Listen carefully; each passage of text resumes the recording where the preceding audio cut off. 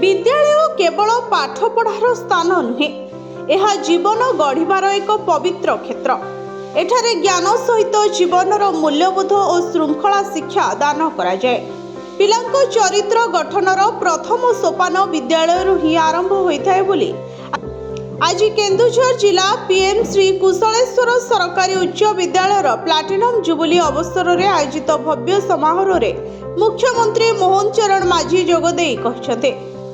एही अवसर में से कहिथिले जे 1950 मसीहारे साधारण परिस्थिति आरंभ होइथिबा एही विद्यालय आज एक प्रतिष्ठित शिक्षापीठ रे परिणत होइछे एवं एहार उन्नति पछरे अनेक शिक्षा प्रेमी व्यक्ति, शिक्षक और स्थानीय लोकों त्याग और समर्पण रही।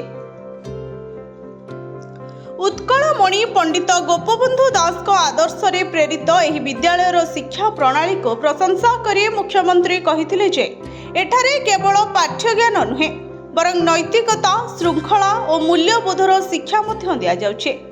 एही विद्यालयरू शिक्षा ग्रहण करिथिबा अनेक छात्र छात्री राज्य और देश स्तर रे निज प्रतिभा प्रमाण करी विद्यालयर गौरव बढ़ाइछन्ति बोली से कहथिले।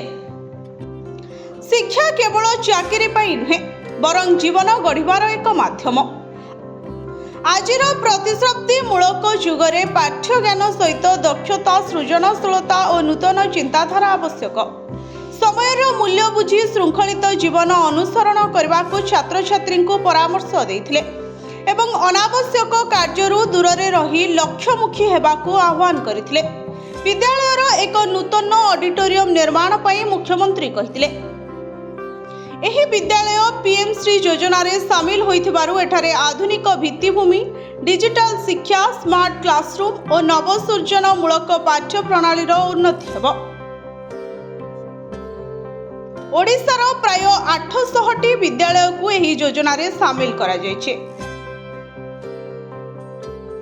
एही स्कूल गुडी को देशर मॉडल शिक्षा प्रतिष्ठान भाबे विकसित करा जिवो। राज्य सरकार शिक्षा क्षेत्र को सुदृढ़ करबा पई व्यापक पदक्षेप नैछते। 2026-27 वर्षर बजेट रे विद्यालय और गणशिक्षा विभाग पई 31,997 कोटी टंकारु अधिक प्रावधान करा जायछे। गत 1.5 वर्ष रे प्राय 20,000 शिक्षकों को नियुक्ति दिया जाइथिबा सह आगामी दिन रे आहुरी 45,000 शिक्षक नियुक्ति पई पदक्षेप निया जायछे। प्रत्येक पंचायत रे गोदावरीश मिश्र आदर्श प्राथमिक विद्यालय स्थापना पई मध्य उद्यम आरंभ करा जाउछे। एही अवसर रे मुख्यमंत्री स्थानीय अंचलर भित्तिभूमि उन्नयन संपर्क रे घोषणा करी कहिथिले जे 6,34 लाख टंका व्यय सरेई हाथीशाला रास्ता निर्माण काम चली एवं बाबा कुशलेश्वर मंदिर अंचलर विकास पई 3,07 लाख टंका विनियोग करा जिवो।